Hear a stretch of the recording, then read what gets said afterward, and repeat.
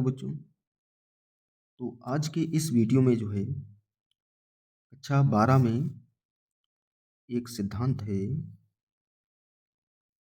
संयोजकता आबंध सिद्धांत।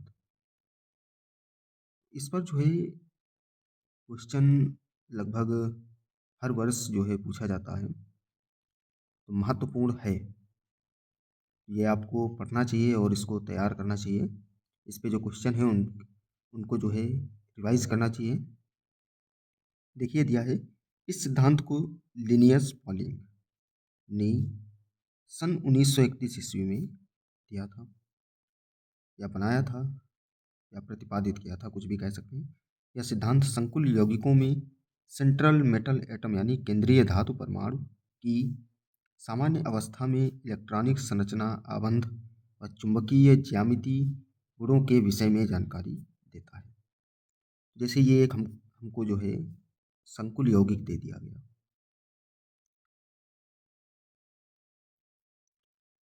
तो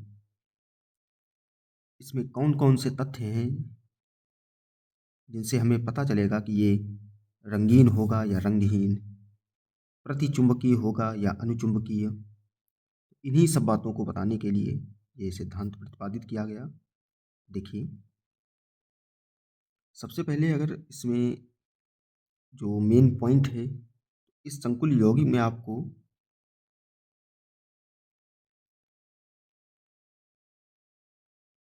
इस संकुल यौगिक में सबसे पहले आपको केंद्रीय धातु परमाणु जानना है और लिगेंड कौन है उसको पहचानना है। तो इसमें हमको जायज़ सी बात है, पता है कि निकिल जो है ये केंद्रीय परमाणु है, केंद्रीय धातु परमाणु है, और Cn जो है ये एक लिगेंड है।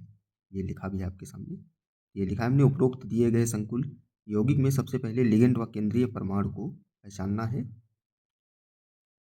दूसरा पॉइंट, इस पॉइंट में जो सेंट्रल एटम है उसकी जो है ऑक्सीकरण अवस्था निकाली जाती है, ऑक्सीडेशन नंबर निकाला जाता है। तो निकिल की निकालना है,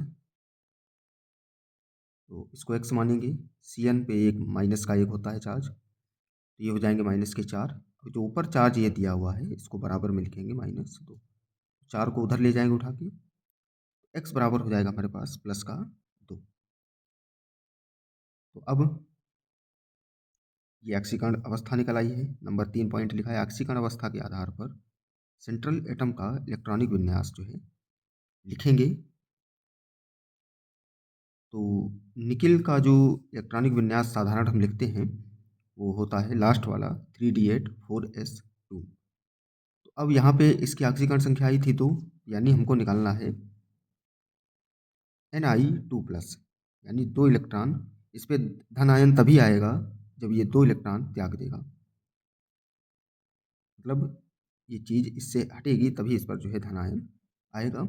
यहाँ पर हमारे पास 3d8 बचेगा, तो 3d वाली कक्षा को डी वाले में ज़्यादातर 10 भरे जा सकते हैं। इस प्रकार से ये इलेक्ट्रॉन भर दिए जाएंगे, आपको दिख रहे होंगे। पहले एक एक करके सभी पांचों खानों में भर दें। ये 4s का है, ये 4p का है। इस पे अभी हमको दिमाग नहीं लगाना है, यहाँ देखना है।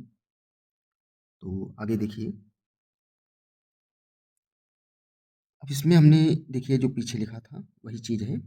ये 3d वाला है, ये 4s वाला है कक्षा, ये 4p वाला है। तो इस प्रकार से इलेक्ट्रॉन भरे गए। अब हमने लिखा है कि Cn जो है एक प्रबल लिगेंड है। ये हमने प्रबल लिगेंड लिख दिए हैं, ये कौन कौन से होते हैं, और ये दुर्बल लिगेंड लिखे हुए हैं। इसमें मेन बात आपको ये भी ध्यान रखनी होगी कि कौन प्रबल लिगेंड है, कौन प्रबल लिगेंड नहीं है। तो Cn एक प्रबल लिगेंड है, अतः निकिल अपने इलेक्ट्रॉन का युग्मन करेगा। यानी निकिल, ये जो निकिल है ये इनसे कहेगा कि तुम दोनों लोग अलग अलग हो, एक ही रूम में आ जाओ। ये हमने यहाँ पे देखिए बनाया है, ये दोनों अलग थे, इनको एक ही रूम में यहाँ पे कर दिया गया। अब Cn 4 थे, तो Cn चारों आ गए और उन्होंने जो है हर कक्षक में एक एक इलेक्ट्रॉन दे दिए। तो अब ये सब आपस में जुड़े, यानी 3d वाला एक जुड़ा, ये हमने लिखा है। अब इसमें 3d का एक कक्षक प्रयोग हुआ, 4s कक्षक प्रयोग हुआ, ये वाला 4s है, और ये 4p है, तो इसके 2 कक्षक प्रयोग हुए, 4p के 2 कक्षक प्रयोग हुए। अतः इसमें जो है DsP2 DsP2 संकरण होगा, और इसमें देखिए कहीं पे आपको कोई अयुग्मित इलेक्ट्रॉन नहीं दिख रहा है। अयुग्मित का मतलब केवल एक ऐसे डंडा खींचा हो। तो इससे साबित होता है कि एक भी अयुग्मित इलेक्ट्रॉन नहीं है, तो यह जो है रंगहीन होगा। ये इसमें लिखा है नीचे। अतः अयुग्मित इलेक्ट्रॉन नहीं है तो संकुल यौगिक रंगहीन व प्रतिचुंबकीय होगा। यदि इसमें कहीं पे आपको अयुग्मित इलेक्ट्रॉन एक मिल जाता तो फिर ये तुरंत रंगीन होता और अनुचुंबकीय होता। वैसे ये है क्योंकि इसमें आपको कहीं पे अयुग्मित इलेक्ट्रॉन नहीं दिख रहा है, तो जायज़ बात है ये रंगहीन होगा और प्रतिचुंबकीय होगा। रंगीन और अनुचुंबकीय तब होगा जब अयुग्मित इलेक्ट्रॉन होगा। अयुग्मित इलेक्ट्रॉन होगा। इस पे अभी बात नहीं करनी है, इस पे कई एग्जाम्पल हैं, आप करेंगे एक बार तो आपको खुद पता चल जाएगा।